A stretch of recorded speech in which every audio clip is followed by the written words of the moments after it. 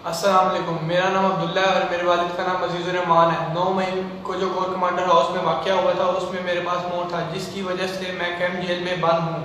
आज 25 तारीख 5वां महीना 2023 बरोज़ जुमेरात रात 8:30 बजे का वक्त है। जिस कैंप जेल में मैं बिल्कुल खैर खैरियत से मौजूद हूँ। शुक्रिया।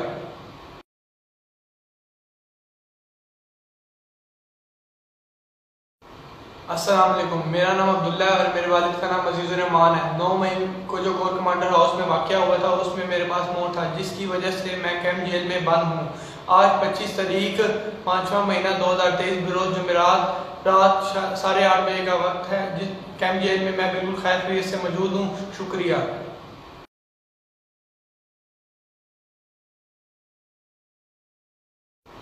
अस्सलाम वालेकुम। मेरा नाम अब्दुल्ला है और मेरे वालिद का नाम अजीज़ुर रहमान है। 9 मई को जो कोर कमांडर हाउस में वाक़या हुआ था उसमें मेरे पास मोड़ था, जिसकी वजह से मैं कैंप जेल में बंद हूँ। आज 25 तारीख 5वां महीना 2023 बरोज़ जुमेरात रात 8:30 बजे का वक्त है। जिस कैंप जेल में मैं बिल्कुल खैर खैरियत से मौजूद हूँ। शुक्रिया।